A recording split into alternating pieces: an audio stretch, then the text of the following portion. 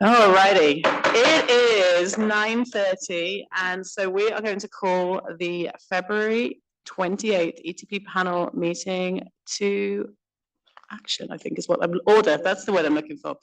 Okay, Stefan, I'm going to hand over to you for housekeeping, and I feel really echoey, am I? No, You sound okay. good. I was going to say, I feel like it's really echoey sat here. Part of the room. Yeah, okay, that's all right. I'll get used to it. So can you go through housekeeping for me and roll call? Yes. Good morning, everyone, and thank you for attending the February 2025 panel meeting. Before we begin, there are a few housekeeping announcements. If you are in the auditorium, in order to avoid a persistent disruption of the proceedings, please do not stream through a mobile device or connect to Zoom platform, as it will interfere with our recording and sound system. If you are attending the meeting in person and presenting or providing comment, please step up to the podium and speak clearly and directly into the microphone. For those who are viewing or attending the meeting virtually and would like to make a public comment, please use the raised hand feature and wait for your name to be called, at which time you'll be unmuted. Please speak clearly, state your name, title, and a company you are representing. You'll be given 3 minutes to speak. Lastly, to ensure respect from professional environment, please keep side conversations to a minimum while inside the auditorium. If you need to have a discussion, kindly step outside to avoid disrupting the meeting. Now we'll proceed with roll call.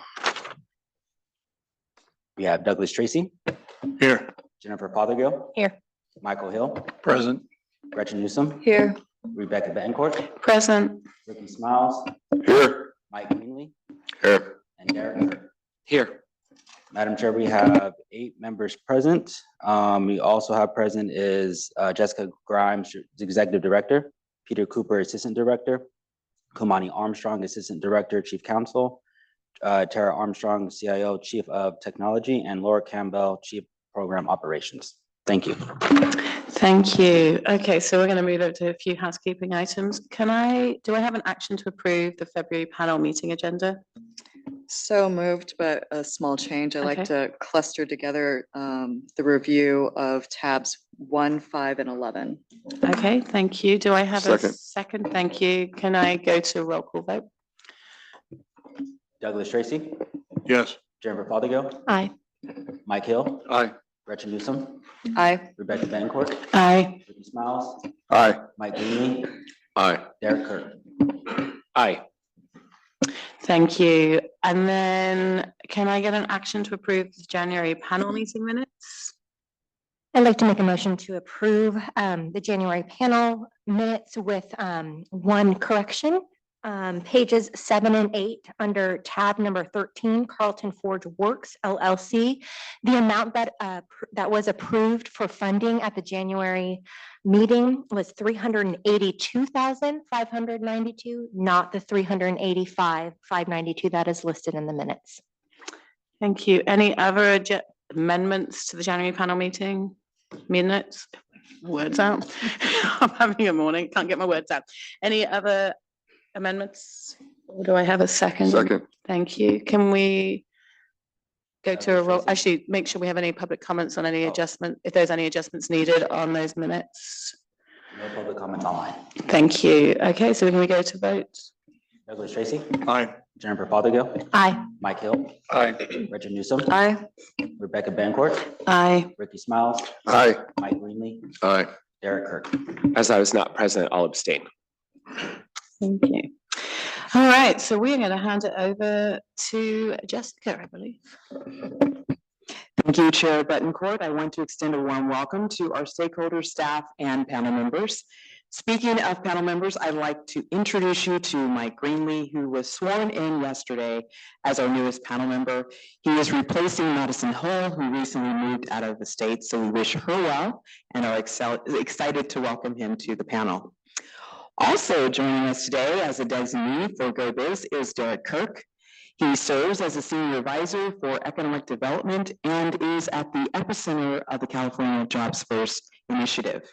On Wednesday, Derek Kirk, Dee Dee Myers, and Labor Secretary Stuart Knox joined Governor Newsom to unveil the economic blueprint, which provides an actionable plan for economic growth and recovery across the 13 economic regions. In addition, it highlights California's strategic sectors with a 3-pronged approach that strengthens sectors that have an already established competitive position, such as manufacturing, agriculture, and transportation and logistics, accelerates high-growth sectors that are poised for expansion, such as aerospace and defense, clean energy, biotechnology, and semiconductors, and invests in emerging sectors such as AI, robotics, hydrogen, carbon management, and the like. We look forward to supporting this effort and opportunities to expand partnerships that will lead to quality jobs. 16 proposals have come forward for funding, including one proposal approved under the delegation order.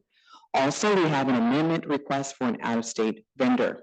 The total funding amount requested is over $5.5 million. Some quick data about today's proposals are that 44% are from repeat contractors and 56% are from new contractors. In addition, 43% are in the priority industry sector, manufacturing, and 19% are from small businesses, while 13% are from high unemployment areas. Curriculum-wise, we see topics as diverse as artificial intelligence, renewable energy, safety, adaptability, and work ethics. Training topics designed to meet workers where they are. Review and action on these proposals will be presented by the following managers, Heather Miguel and Jana Lazarovich. But before I close, I am saddened to share some sad news with you of the passing of Steve Duche, who was ETP's first executive director. Many here in the audience and online knew him well and saw him as a trailblazer. I didn't get the privilege to meet him, but I've heard endearing stories of his legacy and work that have reinforced his impact. Duche played an integral part in what ETP is today. So I want to make sure we publicly acknowledge his legacy and show our appreciation of him. And now for the continuation of the executive report, we have the following presenters. A legislative update from Chief Counsel Kumani Armstrong and a request to adopt the consent agenda from Chief of Program Operations, Laura Campbell. That concludes my part. So I'll hand it over to Kumani. Oh, sorry, Mac.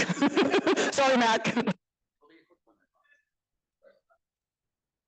morning, panel members. Mike Cable, your staff attorney.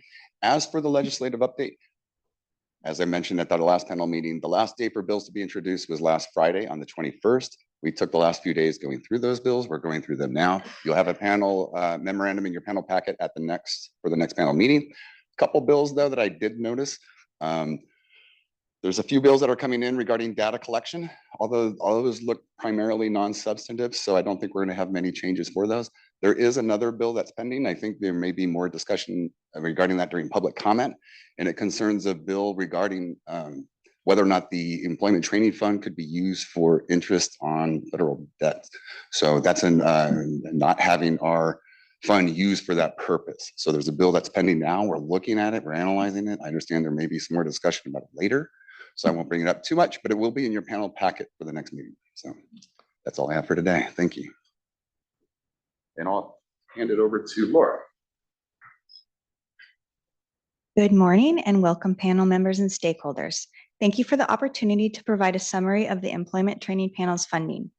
Regarding funding, today's panel meeting is for approximately $4.7 million. That includes one approved delegation order for a total of $45,211.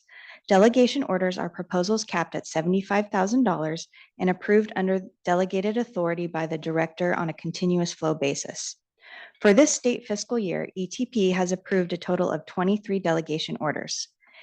In addition, we have 5 projects on consent calendar for $867,580. If all proposals scheduled for this panel meeting are funded today, the panel will be approving 15 projects. We have 192 applications in demand. 93 applications are currently with the Regional Office in development. 25 applications are under review by the Application and Assessment Unit, and 74 submitted applications are pending review. The established value of 192 applications is $102.8 million and breaks down as follows: $29.8 million in demand for single employer contracts, $13.7 million in demand for small business, $58.9 million in demand for multiple employer contractors, $446,655 in demand for apprenticeships. Regarding allocations, we are currently within our total allocation for state fiscal year 24-25.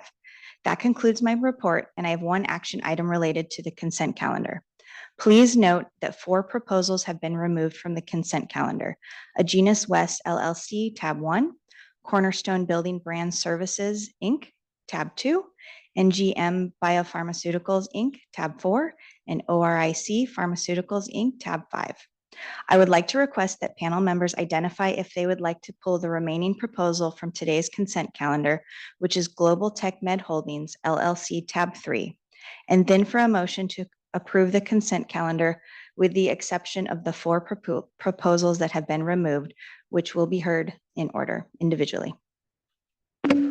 Does anyone have any issues with the remaining one on consent? If so, do we have a motion? Motion to approve the agenda as adjusted Agenda or Second. consent? with the consent agenda. The one item left on consent agenda. So, I had a second from Rick. Can we go to any public comment on that first? There are no public comments online. Then no in the room, so we'll go to roll call, please. Douglas Tracy, aye. Jennifer Fothergill, Aye. Mike Hill, Aye. Gretchen Newsom, Aye. Rebecca Bettencourt, Aye. Ricky Smiles, Aye. Mike Greenlee, Aye. Derek Kirk. Aye. All right, so that one is funded on consent. All right, thank you. I would like to hand it back to you, Madam Chair, for the next topic on the agenda. All right, so I think I'm handing this one over around the policy committee report out. Yes, policy committee met yesterday afternoon with attendees both in person and over Zoom. Our policy director, Liz Testa, gave a quick policy manager report on SB 1321. Implementation efforts continue and stakeholders should look for the CEF changes to be announced in a stakeholder notification towards the beginning or middle of April. Discussion on veterans guidelines was also a topic of discussion. We reviewed the guidelines and went over some revisions. The revised guidelines will come back to committee at our next meeting. Then we had a discussion on the quality of MEC proposals, multiple employer contracts. This was a long conversation focused on ways to improve the MEC application contents to help panel have the most accurate information available to assist us in our decision-making. Discussion also occurred on the revision process. This discussion centered on the types of revision request ETP receives and the way revisions are currently processed, with a focus on determining which types of revisions should come before panel. Action item to ultimately resulted in no action. That was a discussion on the justice-involved opportunity youth guidelines, previously called the ex-offender at-risk youth guidelines. While originally scheduled for action, there were some additional discussion at yesterday's meeting on this item, and this topic will come back to committee for further discussion at a future meeting. And anyone that has a suggestion for future agenda topics should email their suggestions to Liz Testa, our policy manager. Thank you. Thank you. I think we are now going back to staff to start on proposals.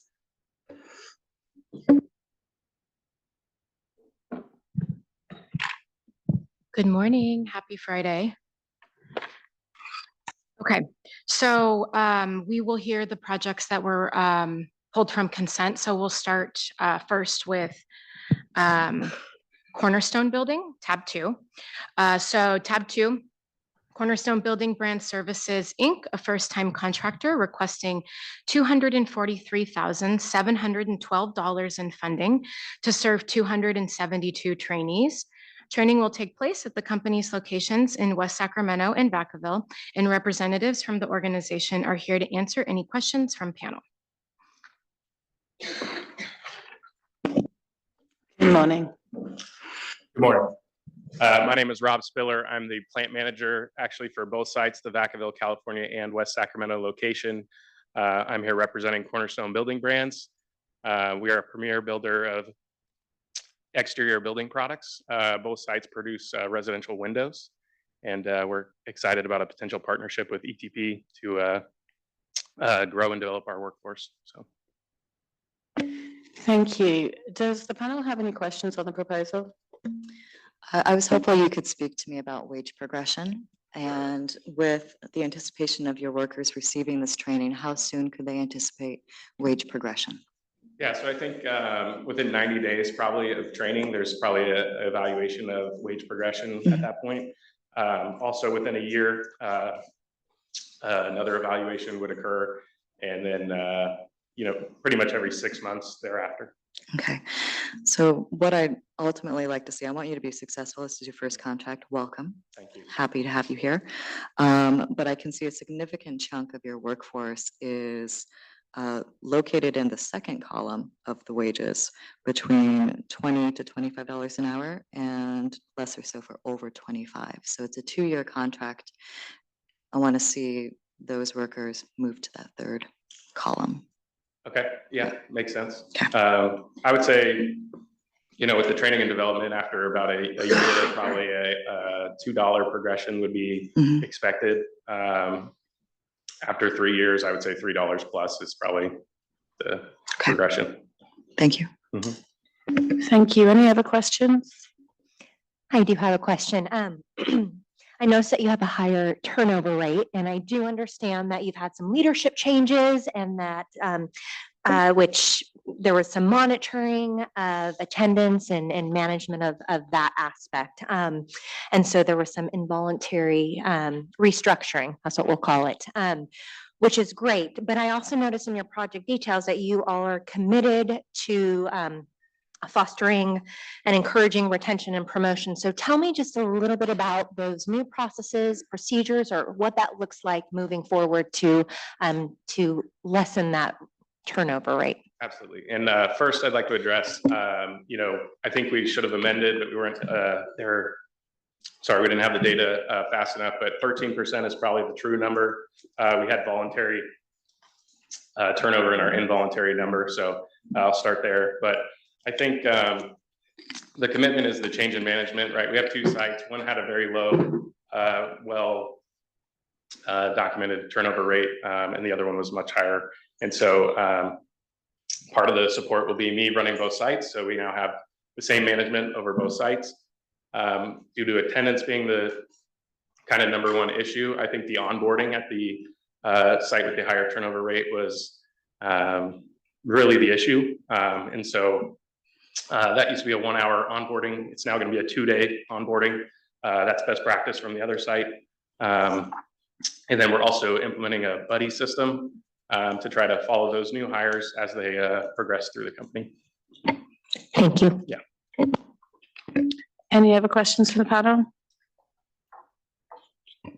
Motion to approve Cornerstone Building Brands Services, Inc., ETP number ET 25-0244 in the amount of $243,712. Second. Thank you. Any public comment on this proposal? There are no public comments online. And I'm not seeing any in the room, so we will move to vote, please. Douglas Tracy, Aye. Jennifer Fothergill, Aye. Michael Hill, Aye. Gretchen Newsom, Aye. Rebecca Bancourt, Aye. Ricky Smiles, Aye. Mike Greenlee, Aye. Derek Kirk. Aye. So we are all in favor, so the motion's adopted. You're funded and good luck with it. Thank you. You're welcome.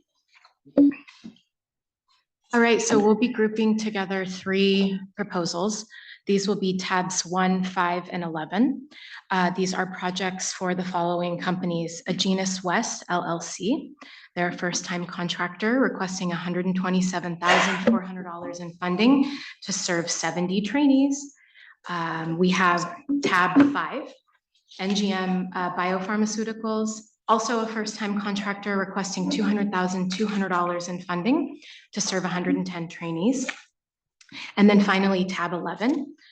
This will be for Buck Institute for Research on Aging, DBA Buck Institute.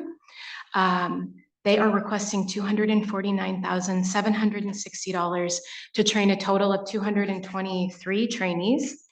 One thing I want to mention, there is a correction on the Buck proposal. The proposal lists that the training vendor Hands-On LLC will receive $200,000, but that has been amended. They will be receiving approximately $108,000.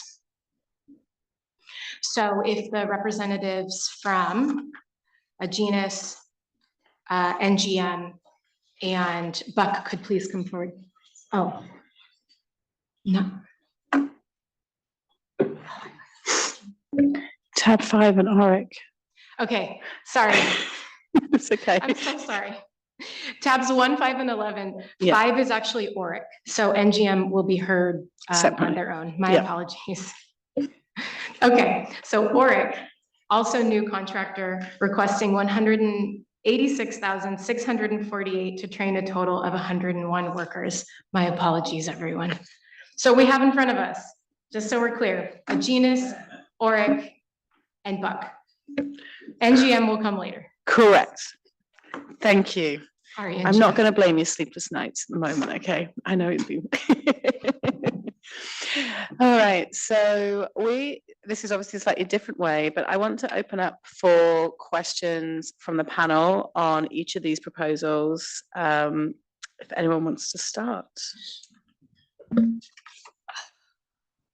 I'm operating without my usual speech notes, so this is not going to be a sharp as usual. She's reading Apologies. from her phone. She's got problems today. I've got problems today. It's tech problems, but this is unique in that we're clustering you together because it's a similar industry.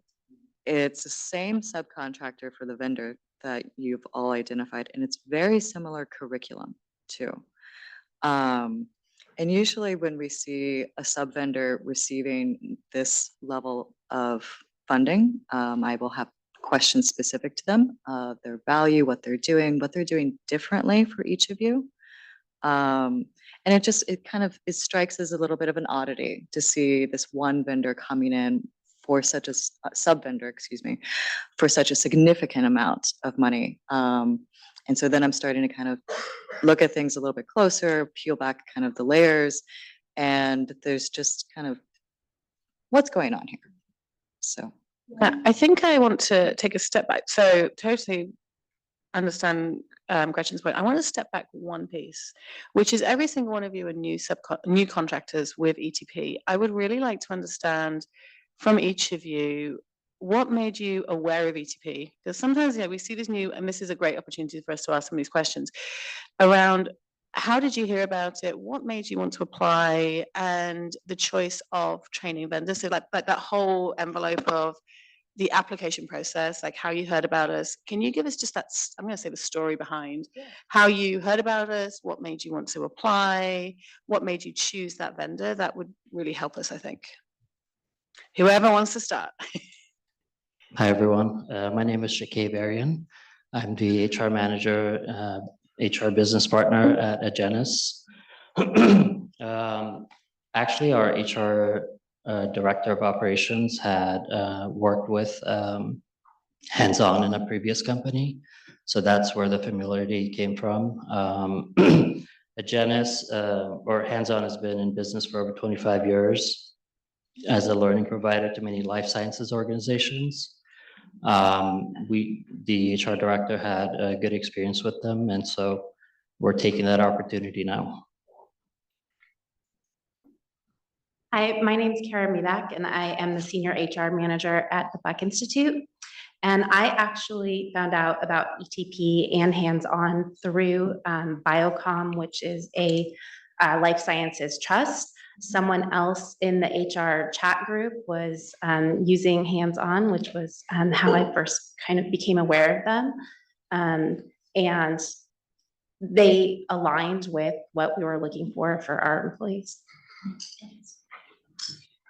Hi, and thank you for your consideration. My name is Dan Izzetti. I'm the Vice President of People for ORIC Pharmaceuticals.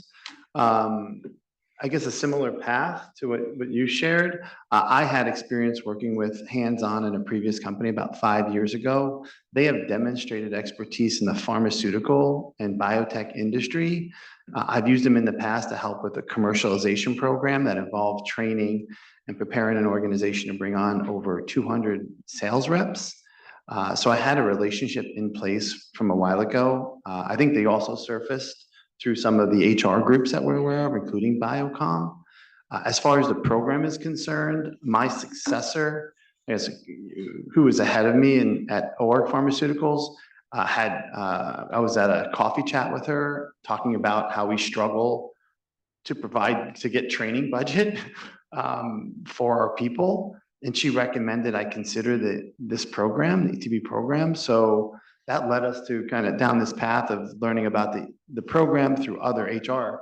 I actually networked with a few other HR professionals to find out, as a small biotech company, we don't have a lot of funding in general, and we're not making money. We're not selling drugs or researching drugs to try to help patients who are suffering from cancer, in particular, ORIC. So that's how we got involved with the program. And I guess I love hearing the stories of the connections of a network, because that's really how the word gets out around ETP. It's like when I sit in manufacturing circles and it's like, have you thought about it? And they're like, no, training budgets, what do you mean? And I'm like, yes, it's here. And I love that factor. When we think about the process, so many people find it daunting to write the applications. How did you find that application process of going through? Was it writing it yourselves within a community with each other? And I ask this because I know it's a lengthy process. There's lots of boxes, lots of questions, lots of detail that's been asked. Were you guys writing them individually as a group? Because they read very similar. That's, I think, our challenge when we read that 130 that comes in front of us. Yeah, we tapped into our similar organizations, HR network. We had also asked hands-on for some input. But the application was developed internally. We actually have rewritten our application several times. So I've worked on it primarily by myself in conjunction with a team of executive and academic advisors from the Buck Institute, along with asking hands-on for some assistance where needed. But yeah, we rewrote ours a couple of different times. Okay, thank you. Yeah, I would say the same. You know, I did it first run, and I consulted with like other companies that have actually had this program in place. And I got some feedback from them to like be more descriptive in some areas. I had our chief legal officer and members of our legal team review it. I just met these people today, so I These random people you meet in an auditorium, it's okay. So, And now we've got a connection of HR populations in biotech, small tech. It's fantastic. Biocom's there, but we're here in the room as well. And I think I will, in a transparency, in the application process, there are things that we ask to be called out. And if you look at every panel packet in front of us today, they talk about subcontractors, vendors, and we just ask for those to be listed if they are.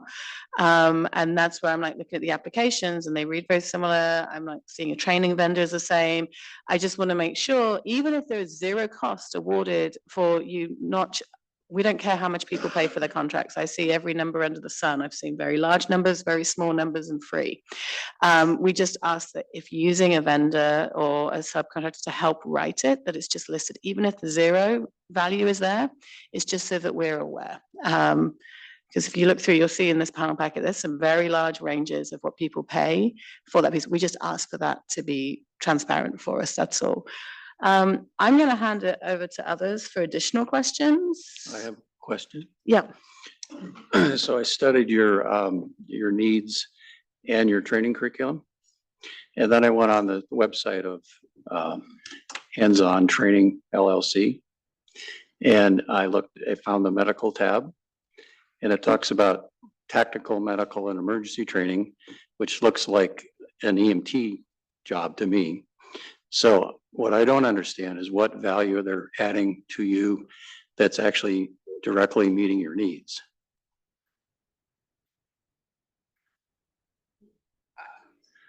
Was there someone in particular who had that? No, I went on the website and looked at what they offer. Okay. And then I read your application and that they don't connect. For us specifically, it's strictly going to be the soft skills portion that they're providing. All of the other needs listed on our training are going to be done in-house and with some other vendors that have yet to be identified. But for us specifically, it's only the soft skills. Yeah, so for us, it's a mixture of soft skills like laboratory to leadership. We have a number of bachelor's degree scientists that want to move up in the ranks and become leaders and managers of teams. So a lot of it's team management, laboratory to leadership, summarizing high level technical concepts into softer, more strategic visions. So a lot of it lines kind of to the soft skill piece. And then other pieces revolve around preparing our organization for advanced clinical trials. As a research company, there are different skills that are required for clinical trial management. So a lot of our internal people are interested in those areas, and to help them get familiar and prepared, we want to do some GCP compliance training. We also want to do some training as it relates to the regulatory affairs environment and what to expect. So I guess it's more on the softer side, but it's also kind of next level. It really doesn't do much, doesn't align to like the EMT related work necessarily. Yes, ditto both of these individuals. We're an early clinical stage cancer drug therapy developer. The drug discovery to clinical to actually commercialization, it's a long journey, and right now, because we've been in the clinical stage, moving towards commercialization, hopefully. There's a lot that they offer in terms of getting our leaders and individual contributors ready for that commercialization. Okay, so what I'm seeing then is the way they present themselves to the public is different than the agreement you have with them regarding specific things that relate to your needs. Is that what I'm hearing? They customize training to your needs? That's been our understanding from our conversations with them, that the So- needs that we have, they can provide. So you don't have experience with them yet then? We're a first time, however, our Director of HR Operations has experience with them in the past. Okay, all right, Also in a biopharmaceutical space. thank you. Any other questions? I do have one more because, I'm looking at new contract holders. And we ask this a lot when we see people without a subcontractor and management of contracts, knowing you are small organizations, first-time contract holder, and setting yourself up for success for the administration of the contract. There's a lot of pieces and moving pieces. I speak from experience as well, having managed multiple in prior lives. There's a lot of moving pieces to those contracts and ensuring contractual, adherence, et cetera. Can you just talk through how you're planning to manage those? I know in Agenus, you're talking about potentially looking at a subcontractor, but haven't quite made a decision. But I'm just wondering how you plan to manage the processes you're going to put in place to ensure success, because you're looking at a large population of employees for training in every single one of them and quite a lot of hours.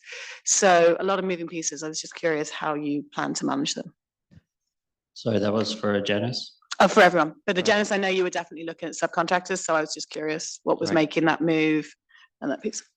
So it is a large undertaking. We understand that. From what we've been told, it's heavy on the data entry part. And we have 2 people dedicated for that purpose on the HR team. We wanted to make sure that we have the funds for the training itself and not spend it where we can do it in-house. Same for us. I intend to handle the administration along with my HR generalist underneath me.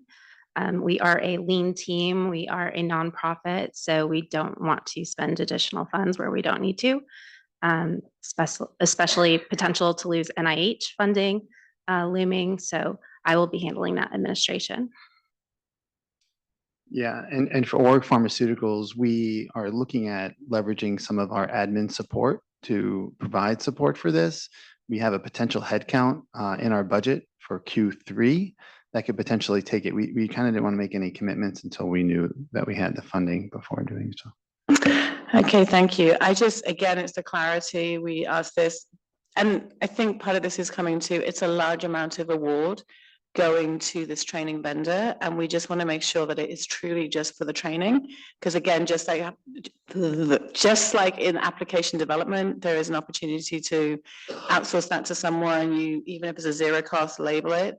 It's the same with administration. So there are requirements in your contracts around administration, and if you are using a subcontractor, just to highlight. So when we look at the contract, I think we just see a very large award going to one vendor, and it's a larger percentage. And so we just wanted to make sure really that it's just going to the training vendor versus any administration or development that just needed to be outlined. That's truly, I think, the line of questioning where we've been going. Just to be transparent with you, we don't usually go quite to this, but it's a very unique to have 3 coming in with the same vendor, same kind of percentage, same, I'm going to say average cost per trainee. There's a lot of things when you look at it, everything mirrors one another.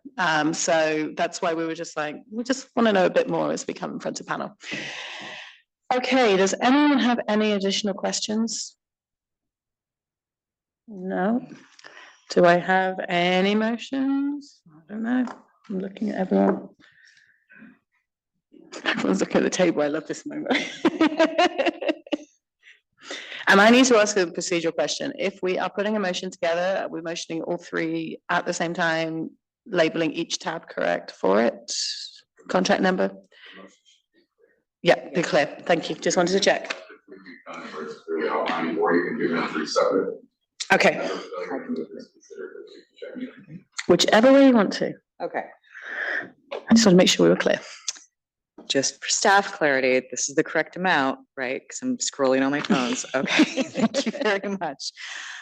Move a motion to approve ETP contracts for Genesis West LLC in a ETP funding amount of $127,400 plus ETP contract for Oric Pharmaceuticals in an ETP funding amount of $186,648 plus an ETP contract for Buck Institute for Research on Aging, DBA Buck Institute, for an ETP funding amount of $249,760. Second.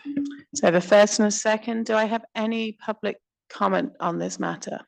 There are no public comments online. And I don't see anyone in the room, so we will go to vote, please. Douglas Tracy, Aye. Jennifer Pothill, Aye. Mike Hill, Aye. Gretchen Newsom, Aye. Rebecca Bancourt, Aye. Ricky Smiles, Aye. Mike Greenlee, Aye. Derek Kirk. Aye.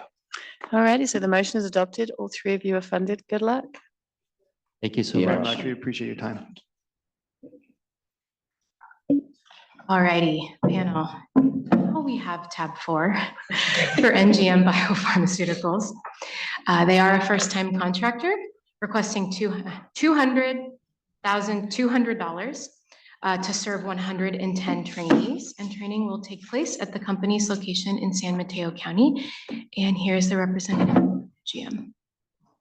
Hey, good morning, panel. My name is Jose Ureta. I'm the principal people operations partner at NGM Biopharma. We're actually headquartered in South San Francisco. Great, thank you and welcome. Any questions from the panel on this proposal? I see multiple lighted microphones, so I am assuming, no? I just like your wages. Thank you very much.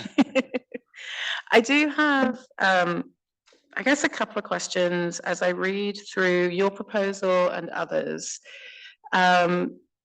They're reading very similar to some of the others. I should say, actually, we have also identified Hands-On LLC as a potential vendor. We didn't list them on our application because we don't have a contract with them yet, so. Okay. Yeah. So I would ask that when you decide to, if you decide to use their services, to ensure you bring it back to staff, so it is listed so that it's on the record as a training vendor. Because when I read that contract, it reads very, very similar, like the number of hours of training, cost per trainee. They read very much the same, and the curriculum is the same as well. That's why I wanted to check. Very similar to the group that just went. We had discussions with Hands-On. We also went through the same process of vetting them. I also heard about ETP through Biocom. And we vetted both whether we were a good match for this program, and whether Hands-On was a potential viable vendor for us. And though we haven't had experience with them, having been in biotech myself for over 20 years, I recognize some of the names of their staff that teach the courses. Okay. And then as well as, reached out within my network of companies that are currently on the ETP program to see whether Hands-On actually help them meet the needs of the program and also their own training needs. And just to confirm, in the creation of the application, it was written by yourselves and you're planning to administer the contract yourself. It's just utilizing them as a vendor.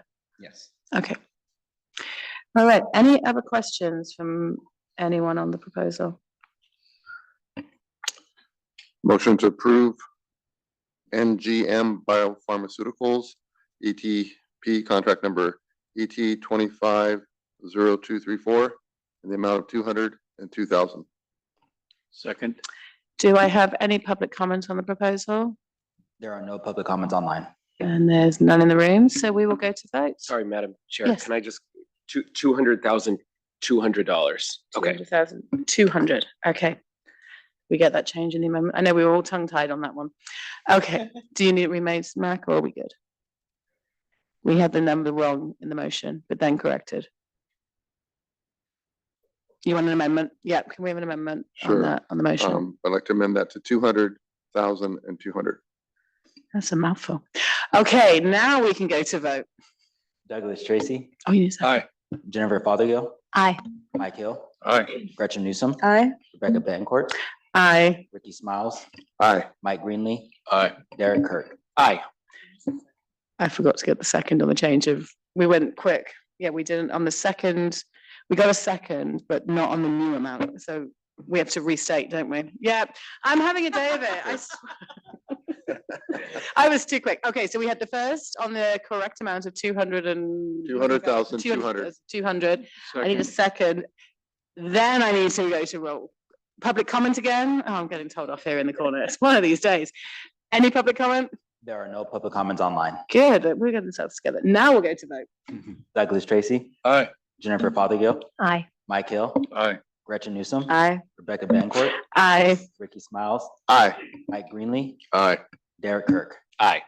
Okay, that tells us we're not very good with our numbers, but we are approving your fund. So you are funded. I'm not even going to try on the amount because it's the $200,200. There you go for your fund. Congratulations. Thank you very much. We put NGM through it, didn't we? We did, and none of us can like between us get the number right. It's good, yeah. Okay, I think we're on the right path now. So. I think so. Panel members. Just staff, remember, don't give us difficult numbers. Yeah. You know. It's the way the numbers shake out, come on. Okay, so please turn to tab 6. This is a proposal for Alpine Corporation. They are a repeat contractor requesting $89,544 in funding to serve 39 retrainees. Training will take place at their locations in Los Angeles and Ventura, and representatives are available for any questions. Good morning. Morning, panel. My name is Jose Cervantes. I'm the VP of Finance for Alpine Corporation. And thank you for reviewing our proposal. Thank you. Any questions from the panel on this proposal? This is another contract for you. Welcome back. Yep. Can you talk to me about wage progression of your employees and the training that they receive? How soon can they anticipate a wage increase?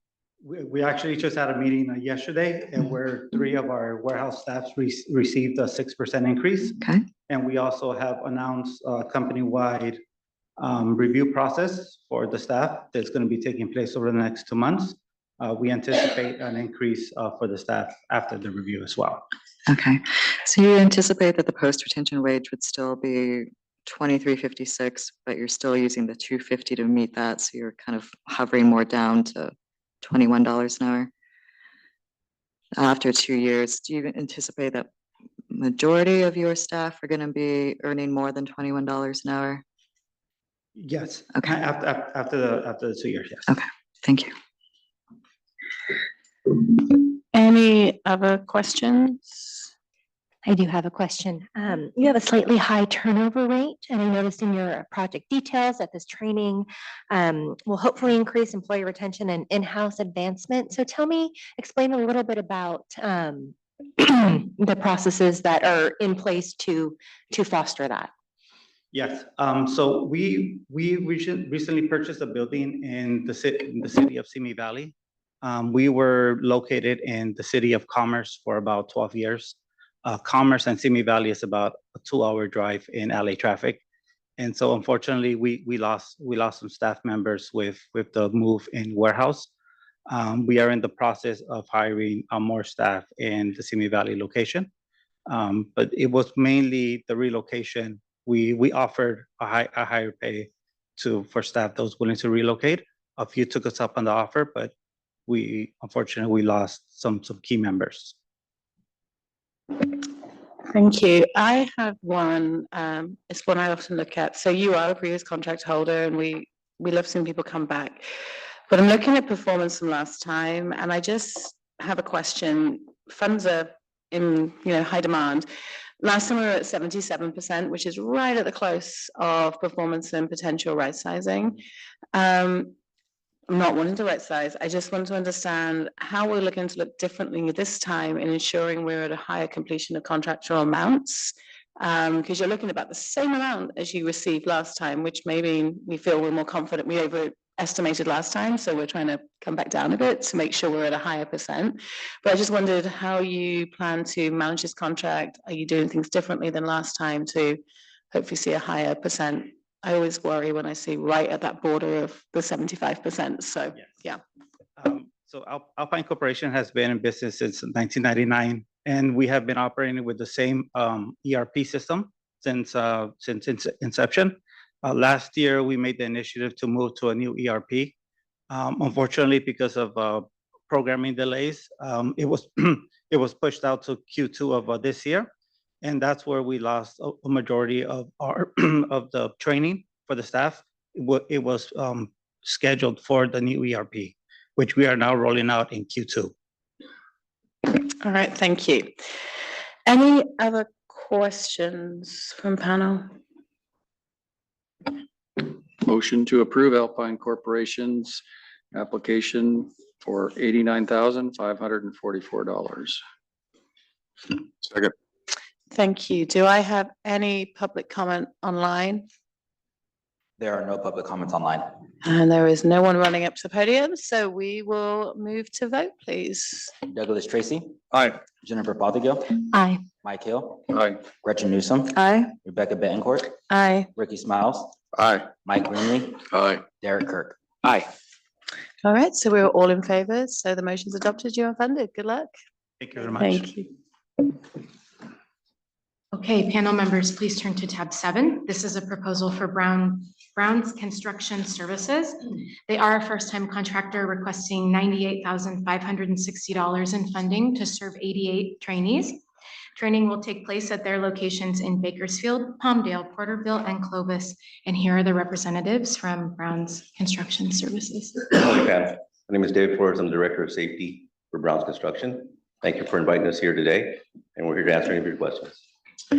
Thank you and welcome. Any questions from panel on this proposal? I do have some Yes. concerns. I come from representing the construction workforce of California, specifically the electricians.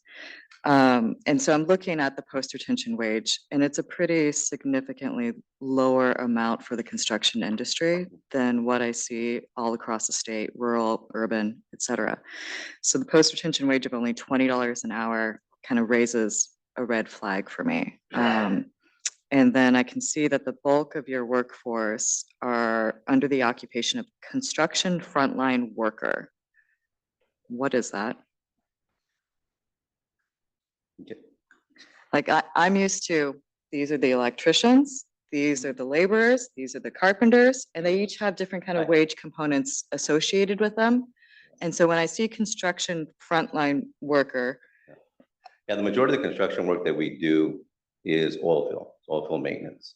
It's not really, I guess it's in the name, I guess, construction, right? Yeah, and so, sorry, Jason Arvizu with Arthur and Hanson LLC on the development side of it. So I'm hearing two questions and I want to make sure that we're addressing both of them. One of them Please. is on the wage side of it, and then the specific question around what are the more granular roles that we have in the organization, right? specific to construction. Right. Yeah. So, oh, I'm sorry. Yeah, so maybe let's answer that one and then we'll go back to the wage question if that's Please. for you, Ms. Newsom. Okay, great. All right, so go ahead. So on the construction side of it, it's mainly dirt work, operating backhoes, scrapers and what have you.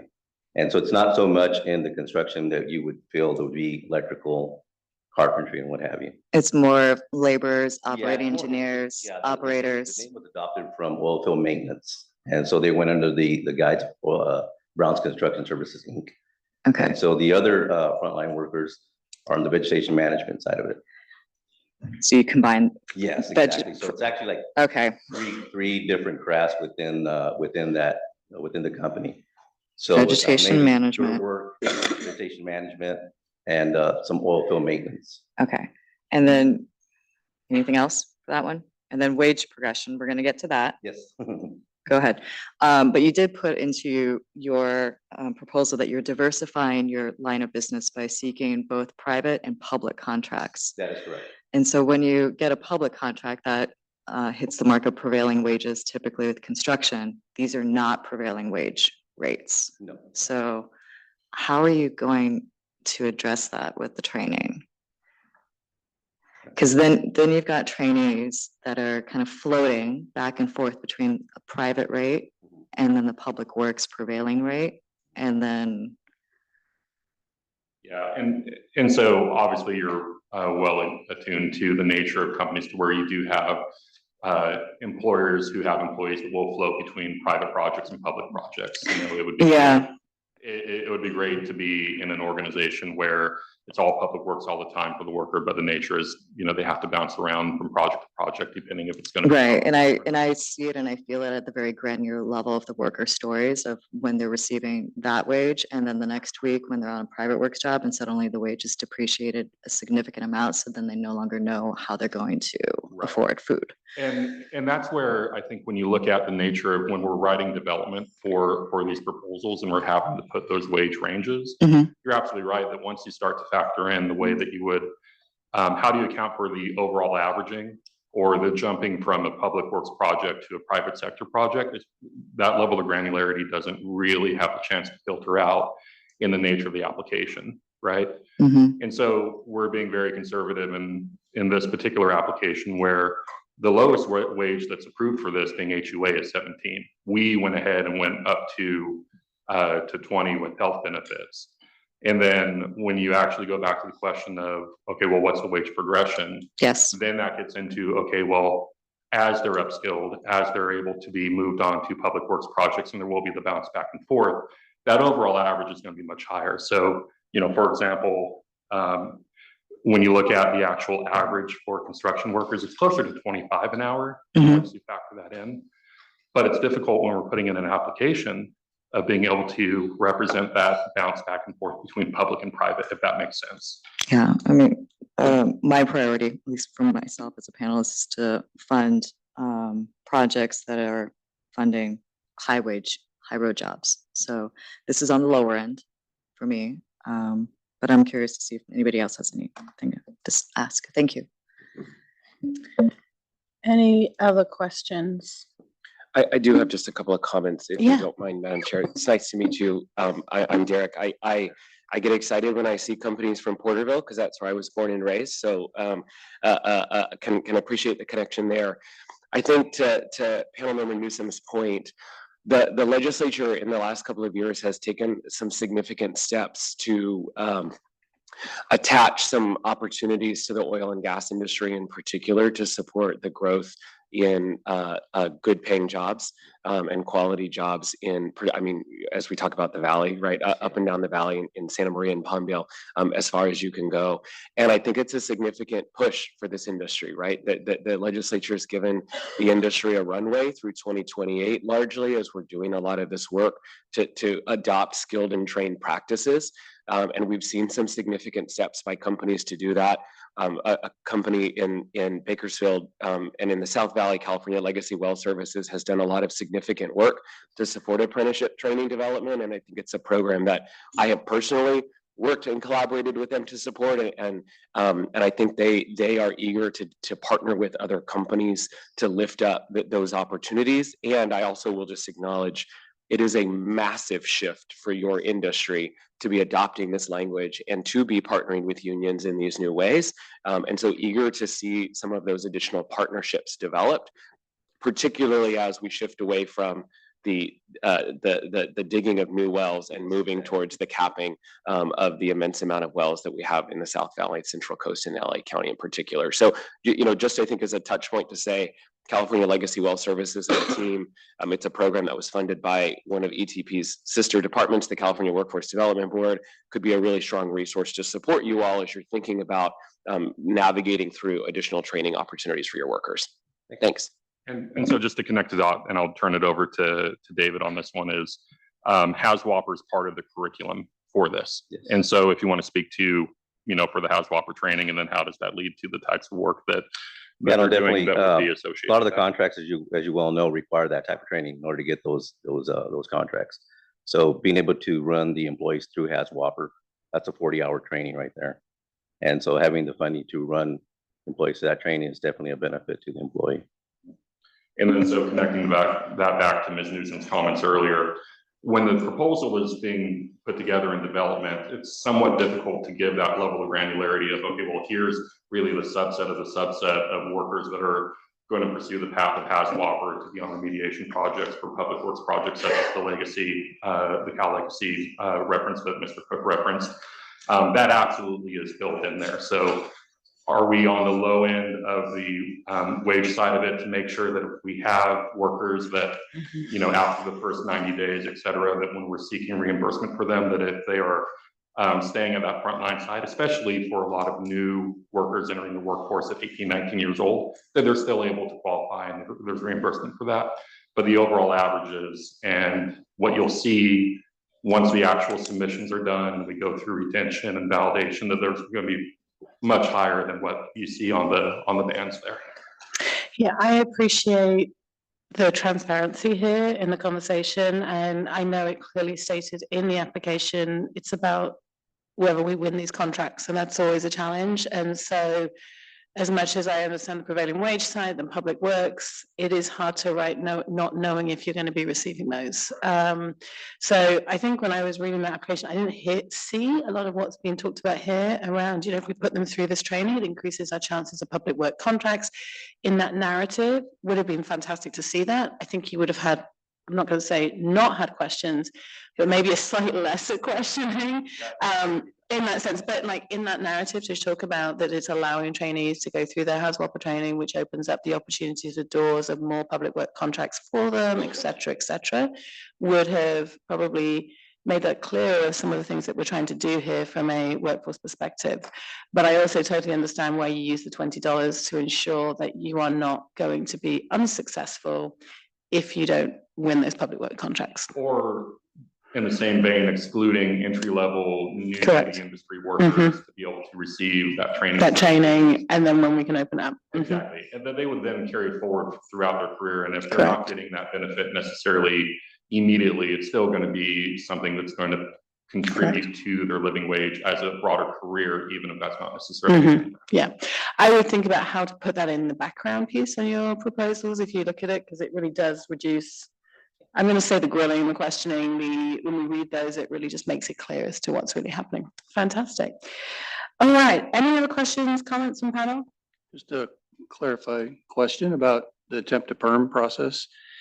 You're a fairly small company, it looks like, and you're gonna train 20 workers, which that would add quite a big percentage to your headcount, right? But is that process a screening process to hire a fewer people, or do you intend to hire 20 eventually? Yes, eventually you hire 20. 20, okay. And you also had a reference here to benefits, says it's expected that these workers will receive benefits while on temp status. Is that, what does expected mean? As far as, that's once they're hired on, they go through a 60-day process. And then once they're hired on, then they get the full benefits.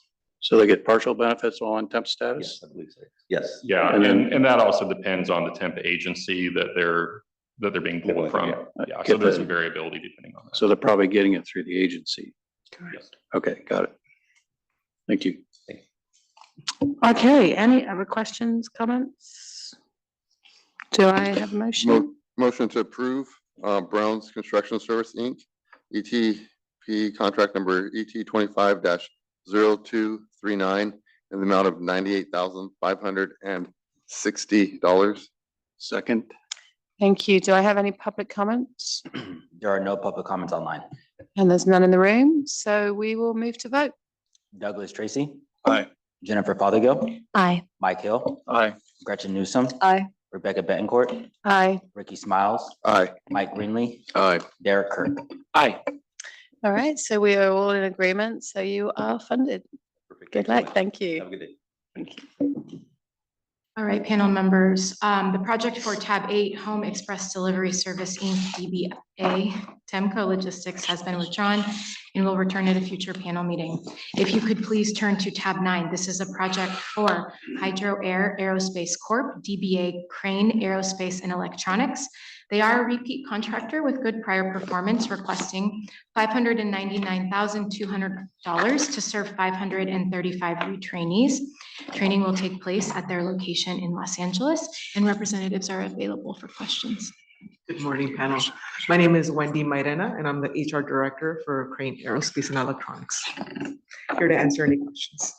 Thank you and welcome back. Any questions from panel?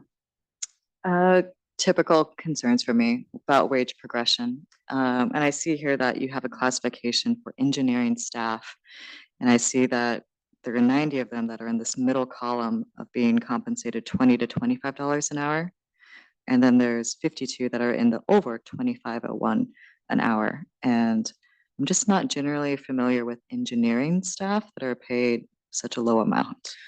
Absolutely. So as we work through hiring more of an entry level people coming out of college, we're working to ensure that we're providing them the additional training so they can move from that middle column over to the higher levels as they progress throughout their career. So for this training and this new contract, how many of those workers can anticipate moving from the middle column to the third column of being? As far as promotions, I can give you some statistics overall as far as progression. So I could say that promotional opportunities from year to year, as an example, in 2023, we had 68 promotions. In 2024, we had 96. And then we are looking at about an estimate of about 82 in 2025. And those all come with wage increases? Correct. Okay. We do yearly merit increases along with market adjustments. Year over year, we're looking at 2023, 109 market adjustments, 68 promotions.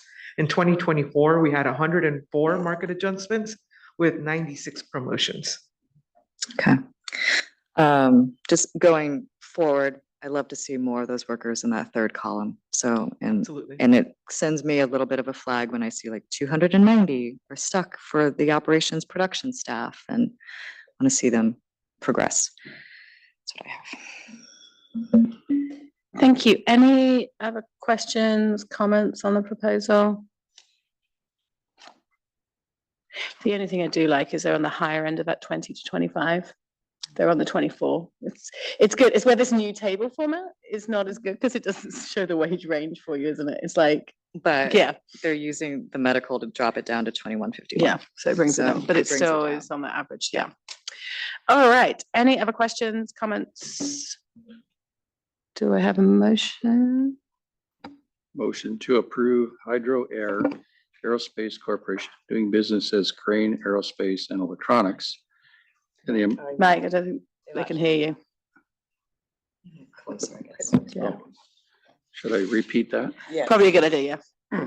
Okay, motion to approve Hydro Air Aerospace Corporation doing business as Crane Aerospace and Engineering in the amount of $599,200.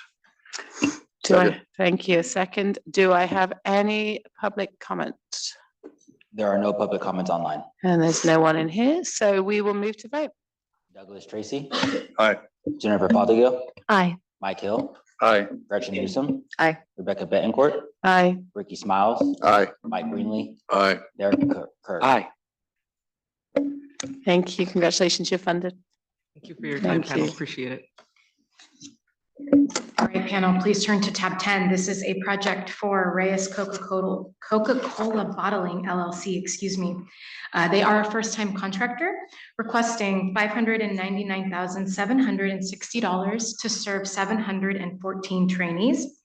Training will take place at the company's locations in Sacramento, Rancho Cucamonga, Irvine, Downey, and San Leandro. Good morning, panel. Thank you so much for your time today. My name is Lisa Schroeder. Thank you for allowing the opportunity to represent Reyes Coca-Cola Bottling. I am the Director for HR Technology and Systems. Thank you. Good morning. Any questions in panel on this proposal? Just want to commend you on your wages for manufacturing and bottling, and looking at folks starting at $32 an hour and going up to $70 an hour for one classification, and then the rest of it. Thank you. Any other questions, comments on the proposal? Motion. Oh. I'm gonna take it. Motion to approve. Motion to approve Reyes Coca-Cola Bottling LLC and an ETP funding amount of $599,760. Second. Thank you. Any public comment? There are no public comments online. And there's no one in the room with public comments, so we shall move to vote. Douglas Tracy, Aye. Jennifer Fothergill, Aye. Mike Hill, Aye. Gretchen Newsom, Aye. Rebecca Betancourt, Aye. Ricky Smiles, Aye. Mike Greenlee, Aye. Derek Kirk. Aye. All righty, congratulations. The motion's adopted. We're all in favor. Thank you so much. You're for welcome. All righty, we have already heard tab 11 for Buck, so we will move to tab 12. This is a proposal for Karma Automotive, Inc. They are a repeat contractor with good prior performance. Today, they are requesting $327,600 to train 260 workers. Training will take place at their locations in Orange and Riverside counties. Good morning. My name's Kathy McDougall. I'm the head of people strategy for Karma Automotive. We are an ultra luxury EV car manufacturing location. All of our design and engineering is happening in the Irvine office in California, and all of our assembly and fabrication happens in Moreno Valley. So we are completely US based manufacturing company. Thank you. Does the panel have any questions on the proposal? Just one quick question. Just see that your turnover rate is a little bit higher than others. Can you just explain why that might be and what's going on? Yeah, sure. So just some trend information. The National Automotive Dealer Association trends are about 46% in 2024 compared to our 11.37%. And automotive OEM trend rates for 24 hover about 15%. So when I'm looking at comparing our actual data to automotive, we're trending better. When I do look at regional and Orange County, we're much higher. Their average is about 3.8. We are a small and scrappy organization, growing again. We were a much larger organization in the previous contract years than prior to COVID. So this year we had 2 right-sizing events. Both of those occurred in the engineering staff at our HQ office, not at our hourly assembly plant in Moreno Valley, but we're looking at a population of about 226 employees. So 11% seems like a high number, but it was fewer people. Breaks my heart it impacted anybody, but we needed to take that to secure economic future. Appreciate that. Thank you. I have one, I'm just looking at performance. We, audit, always good in the audits. We like that when we see that people have had audits from prior contracts and there's no problems. It makes our life so much easier for everyone. But I do see, I'm looking at how much you're coming in for this time and then how much you, I'm going to say, managed to recoup last time. And you were again in that like high 70s. How are we ensuring, I'm going to say a higher performance because it is a considerable amount more that's coming in for this contract. So I'm just wondering how you're going to really work towards hitting that number to really ensure those funds are spent. Right. So we thought a lot about that and we informed ourselves based on that past performance. We are a different organization today than we were in that previous contract period. Going into 2019, we ramped up quite significantly with our second version of the vehicle that we were manufacturing, and we didn't have the sales to support that. That required that we have quite a large decline in employee population. We weren't able to train the number of employees that we expected to be able to train. We also then started into the COVID timeframe at the end of that contract, and that had an impact on us. So today we have an entirely new people strategy team. We have an almost entirely new leadership team that are trained and come from automotive industry. We've looked long and hard at what our curriculum is for this contract period, and we are absolutely confident that we can deliver it and deliver it well. Okay, thank you. Any other questions, comments on this proposal?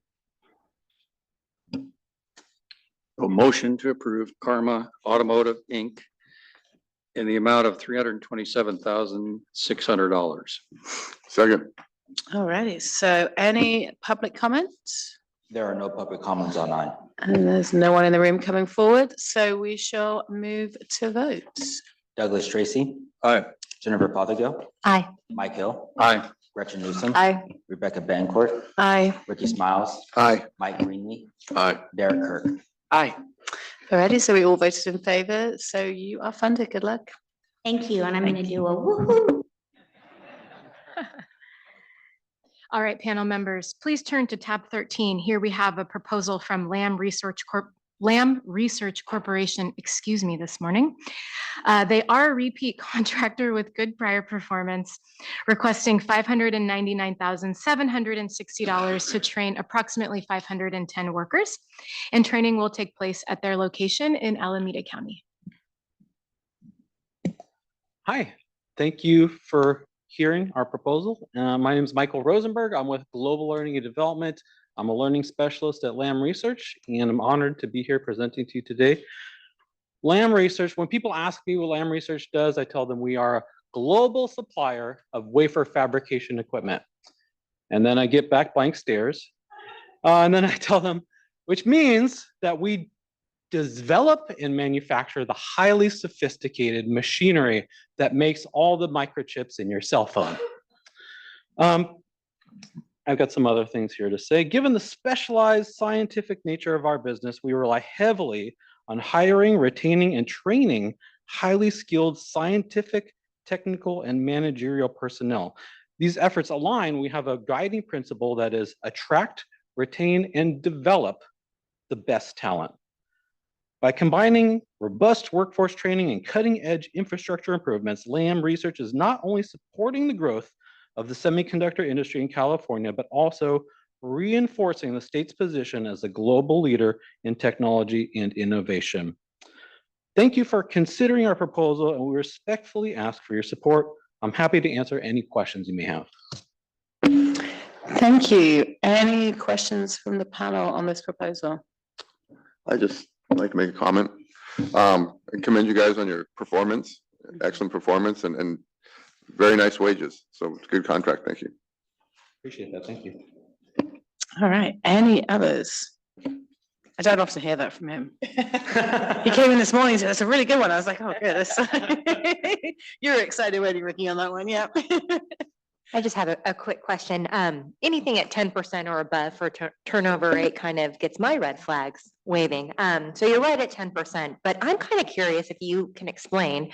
In your project details, you say that you've implemented an AI tool to attract and retain. I'm just kind of curious what that might be. All of Lamb is going through a digital transformation. In HR, we're implementing, it's called Eightfold. I don't remember what we're branding it as. It's a tool where we can look at and provide transparency to what skills are needed for our workforce. We're excited about this in L&D because this will tell us what exactly are the skills we need to train for. Our talent acquisition team is excited because they know what skills to hire for. And I'm excited for our employees because they'll have transparency to see what skills do I need to develop to get to the next level. All right, any other questions, comments? Motion to approve Lamb Research Corporation, ETP contract number ET 25-0248 in the amount of $599,760. Thank you. Second. Not on a microphone. Second. We're in this mode, you can tell. Okay, do we have any public comment on the proposal? There are no public comments online. And we don't look like we have anyone coming up to the podium in the room, so we shall move to vote. Douglas Tracy. Aye. Jennifer Fothergill. Aye. Abstain. Michael Hill. Abstain. Gretchen Newsom. Aye. Rebecca Bancourt. Aye. Ricky Smiles. Aye. Mike Greenlee. Aye. Derek Kirk. Aye. You are funded as we have a quorum and votes approved, so Thank thank you so you. much. Thank you to everybody. I gotta thank the people that helped us with this contract too, Tita and Kellen in the San Diego office and Phil Herrera here who helped us a lot.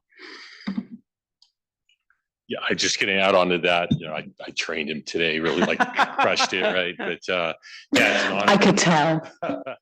To work with Lam Research and other semiconductor companies in the California Blueprint, you'll see that they were called out on the semiconductor page. So that's great to have Derek here.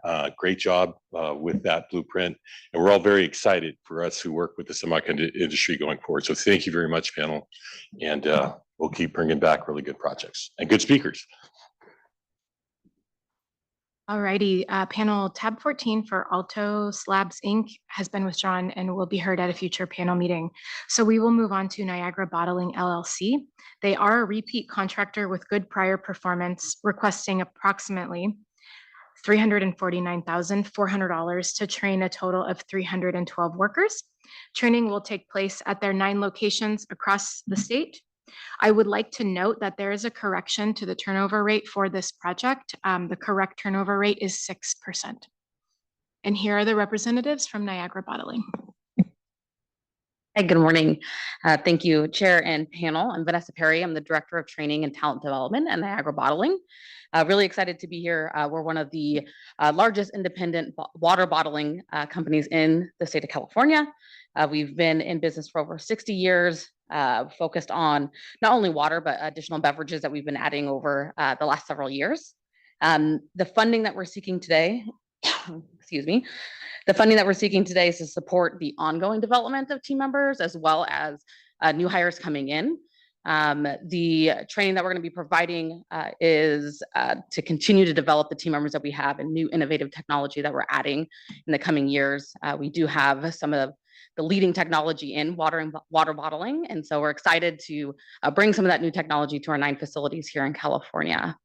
Additionally, I wanted to share with the line of questioning around wage progression. We do annual reviews of wages every year. Our team members are eligible for merit increases as well as equity adjustments. We do a full organizational look at all wages every single year, and then there's an opportunity mid-year to make any corrections that are needed as well. We do anticipate any of the team members that are on the midpoint in the wage to get to the higher point by the end of the contract. Open to any questions. Thank you. Any questions from panel? Panel Chair, if I may, I thought I nailed this one, but I didn't. So, little sleep, Chair Betancourt. That's okay. The award amount that they are requesting is $349,440. So We really not get it. 40. 440. Yeah. Okay. We had that. I don't know if you had, I don't know. I didn't I don't catch know. it. I've been alerted that I misspoke, so I just wanted to make sure. Oh, that's okay. Okay. That's okay. We're doing well with numbers today. I think we'll just have to do you don't touch the numbers next time. Someone else can put the number. Laura can chip in the number whilst you do the rest of it. I'm making Jana do all the numbers next time. Yeah. They get switched in my brain. You can speak it. They can then do the number piece. Can I speak it? No, I mean, you can do the you can do the proposal piece and then she can hand over the mic to the numbers. I can barely get the words out. I know. You know, some days we're gonna have these. Okay, Motion to approve Niagara Bottling LLC and an ETP funding amount of $349,440. Second. All right, so do we have any public comment? There are no public comments online. And it looks like I don't have anyone in the room coming up for public comment, so we shall move to vote. Douglas Tracy. Aye. Jennifer Fothergill. Aye. Mike Hill. Aye. Gretchen Newsom. Aye. Rebecca Betancourt. Aye. Ricky Smiles. Aye. Mike Greenlee. Aye. Derek Kirk. Aye. Alrighty, so the motion is adopted. We're all in favor. You are funded. Awesome. Thank you so much. You're welcome. All right, if we are now at tab 16, it's in my head now. You're supposed to keep me real on this, yeah. Okay, I got it. This is a proposal for the Workforce Development Board Corporation of Southeast Los Angeles County, Inc. They are a repeat contractor with good prior performance. They are requesting $849,981. And training for this project will occur statewide. However, the bulk of the training will be in Southern California, Los Angeles, and Orange counties. And the representatives from Celico are here to answer any questions for panel members. Good morning, Honorable Chairperson Betancourt and esteemed panel members. My name is Lillian Lucero, Special Projects Manager, and I'm accompanied by Kay Ford, Deputy Director of the Southeast Los Angeles Workforce Development Agency. We're deeply grateful for the trust that you have placed in us through previous contracts and are committed to continuing to perform at the highest level should we receive the opportunity once again. In our experience, ETP funding has had profound impact on individuals and businesses in our region by enabling the acquisition of essential skills, facilitating career advancements, and promoting access to higher wage positions. Ultimately, this contributes to the growth and success of businesses they work for. We're happy to address any questions that you may have. Thank you. Thank you. Does the panel have questions? Yes, I have one, and it just piques my interest when I look at, and it kind of comes out of conversation that we were having at policy yesterday around geographical areas and looking at Eastern, Los Angeles, look at Los Angeles County, the Southeastern area. You're also putting a lot of Bay Area wages and statewide wages. Which companies, is it because they have subsidiaries up in that part of the country, in the state? I'm like, my brain can't compute today. Is it they are really heavily populated, or is it their businesses that are somehow linked down to your area? Or what's driving us to train outside of, I'm going to say, your regional area? Primarily, it's to offer an opportunity to any of our current companies interested in ETP training to include subsidiaries, sister companies. Yes. So yes, all of the above. It's just helping to build their entire workforce ecosystem. That's fair. Maximum flexibility. We like that. Any other questions? Well, it's a significantly larger amount than your last contract, and if you could just speak to why and how you're going to manage it to success. So this, by comparison to contracts that Celico has had in years past, this is actually a smaller contract. So we've been up to 2.1 million years ago, Gretchen, down to 1.2 million. Before my time. Okay. Yes, as the caps adjusted, we see the need. And so our performance hopefully explains that we're able to connect with our local companies, provide them the outstanding opportunity with ETP funding. So we're approaching the cap. We're not exactly at the cap, we're approaching the cap. And we firmly believe that partnership with your funding, should we be successful, you'll see another performance year similar to our past. Thank you. Okay, any other questions? Comments? Motion? Motion to approve Workforce Development Corporation of Southeast Los Angeles County for an ETP funding amount of $849,981. Second. Any public comments? There are no public comments online. And it looks like there is none in the room coming forward. So we shall move to vote, please. Douglas Tracy. Aye. Jennifer Fothergill. Aye. Mike Hill. Aye. Gretchen Newsom. Aye. Rebecca Betancourt. Aye. Ricky Smiles. Aye. Mike Greenlee. Aye. Derek Kirk. Aye. Congratulations, you are funded. We're all in favor. Thank you so much. Panel members, we humbly appreciate your opportunity to partnership, and we'll do you well, we promise. That's what we like to hear. Thank you. And best of luck to UK in your retirement. All right, last but not least, we have an amendment panel, if you will turn to tab 17. This is from Dumont Printing, Inc. They are requesting to use an out-of-state training vendor. The vendor is Bindery Machine Repair. Bindery Machine Repair is located in Oakdale, Pennsylvania, and they are the seller of some equipment that Dumont purchased. They were able to train on the specific installation and maintenance for the new machinery the company acquired. I would like to make a note on the amendment. There is a correction to the current contract performance table, which lists the contract as ET 230314. That should be ET 240314. And the representative from Dumont Printing is here to answer any questions. Hi, I'm Susan Moore, owner and president of Dumont Printing in Fresno, California. We are grateful for our ETP contract.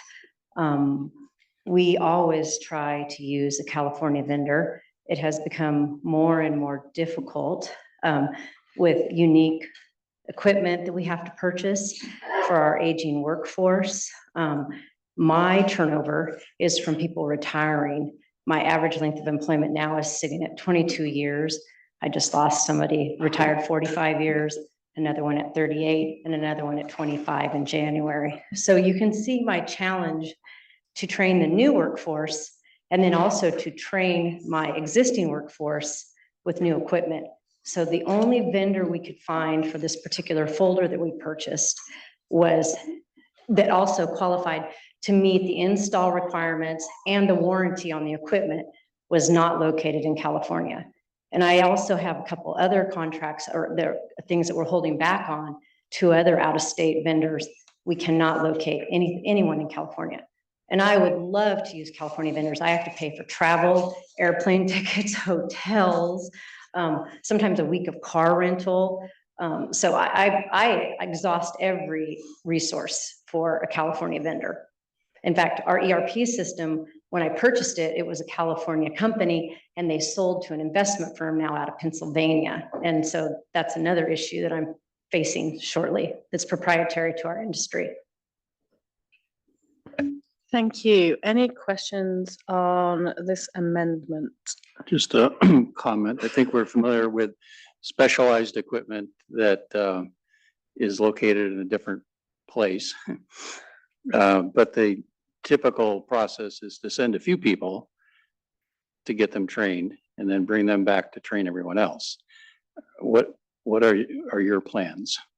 Well, typically I would send them to be trained. And then when they come to install the equipment, I'm also required to have the appropriate person in this particular case to actually install, level, and put the equipment in. And even some of this equipment is not even located in this country when we purchase it. It's like this happens to be a particular MBO folder that is manufactured in Europe, bought in the United States, of course, but the install is, done in our premises.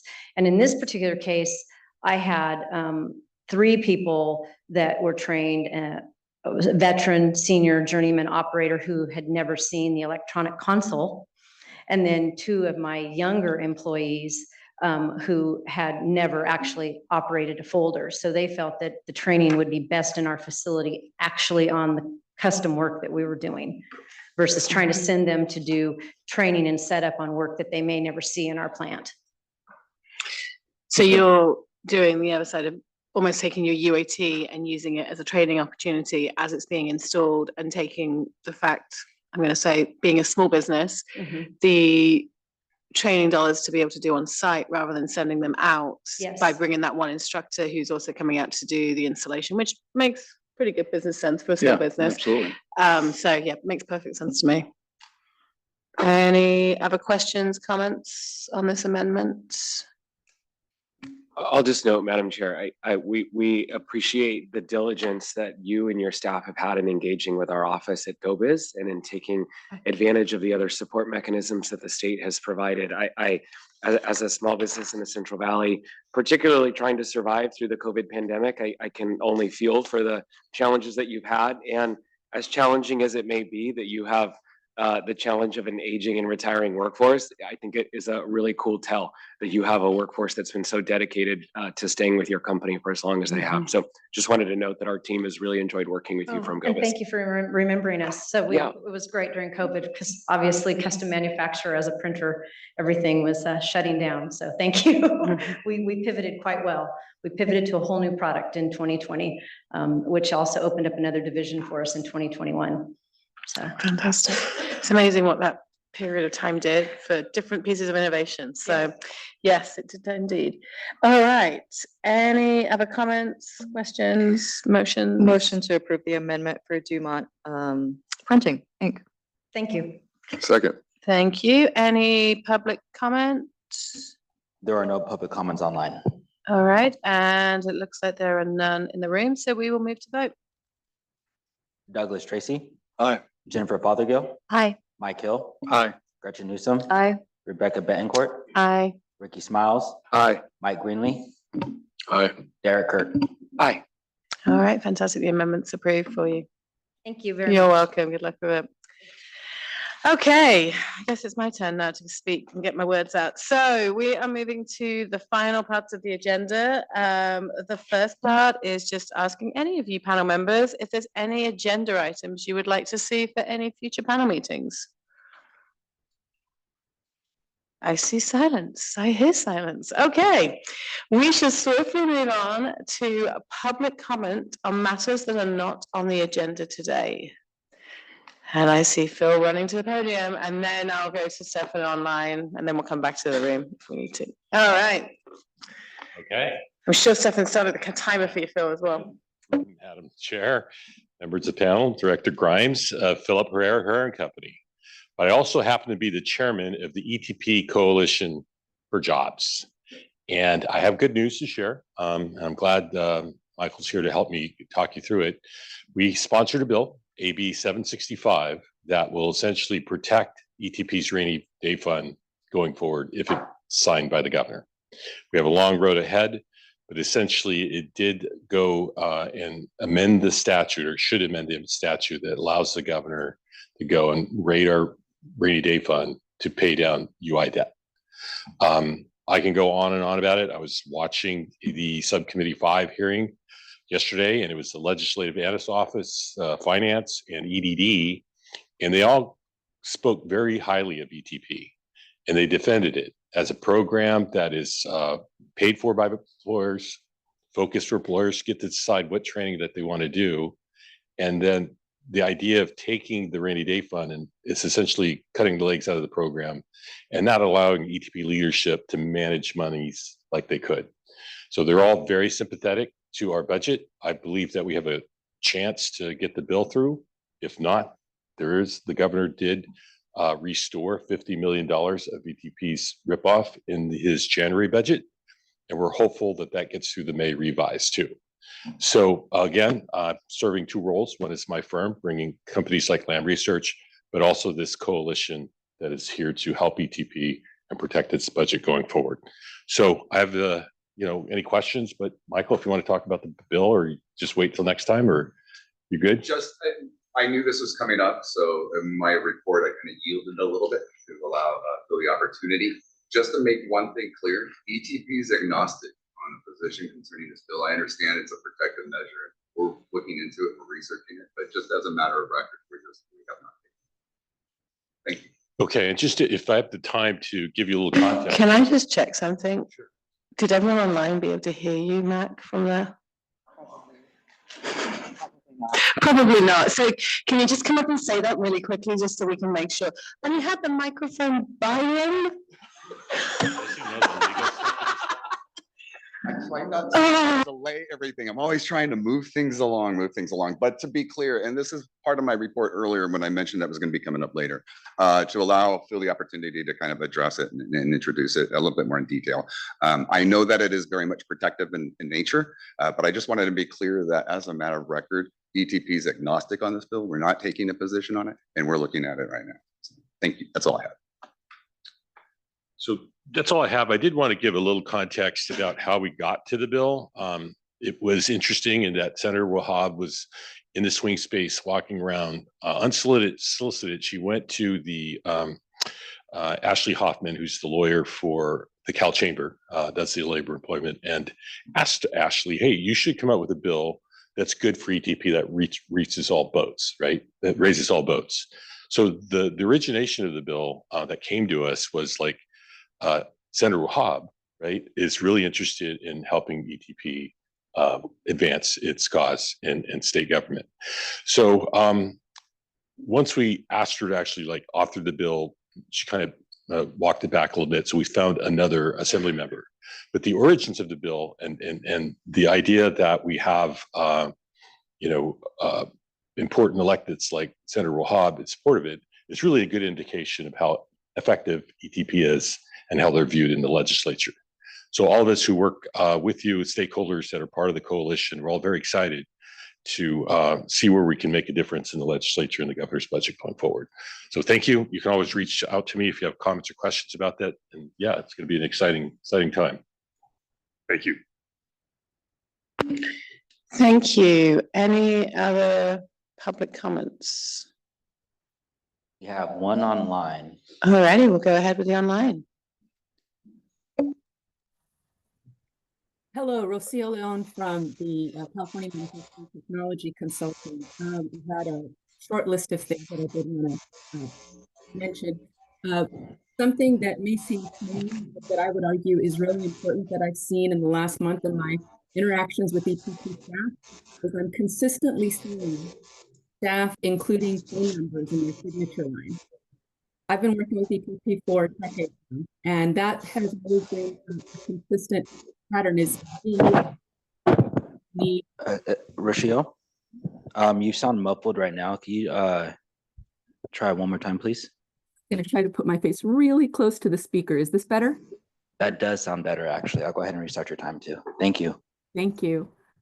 So what I was saying is that one of the things that I have seen is a recent change that some might not consider significant, but I consider important is being able to see signatures that include a phone number when I'm interacting with ETP staff. Certainly during the pandemic, that was a hard thing to do when folks had to start working from home. But with the changes now, that habit was continuing, and it was getting harder to sometimes solve simple problems with a simple conversation.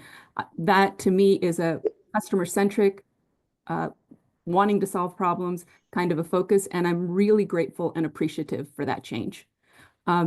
Going to the issue of out-of-state vendors, we're actually working with Dumont. CMTC has been working with Dumont for quite a number of years.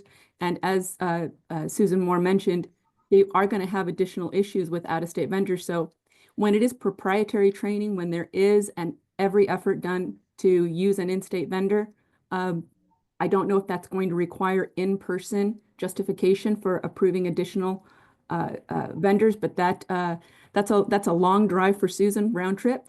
And if and I'm sure it affects other folks, if there was a way to either allow justification over Zoom or to allow staff to evaluate when these need to come before the panel and when they can be approved, which is something that had occurred in the past. We'd ask you to take a look at that. Last but not least, I appreciate, I'm going to try to get through this. Steve Duche was a giant. We are all here today because of his great work. I had the privilege to work with him often, and thank you for the recognition of the good work that he did. I'm not going to say more because I'm not going to be able to finish. Thank you.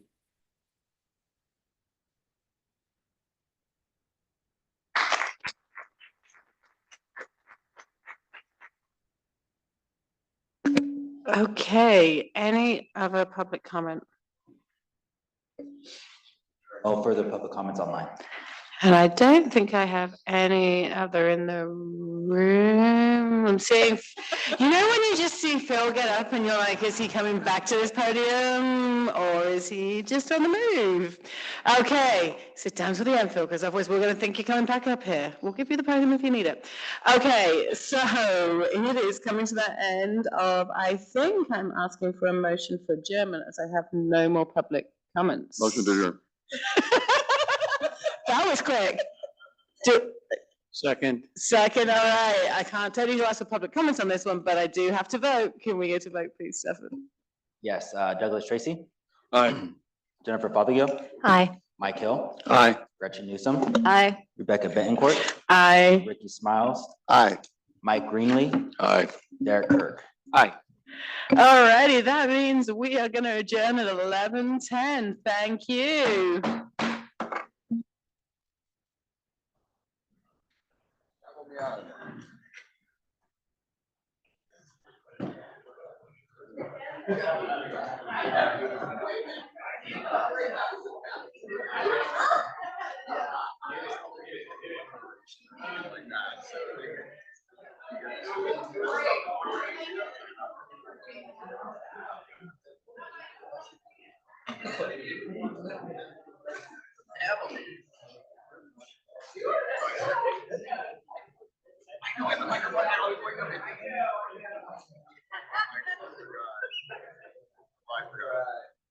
No, I just always wanted to shoot them up.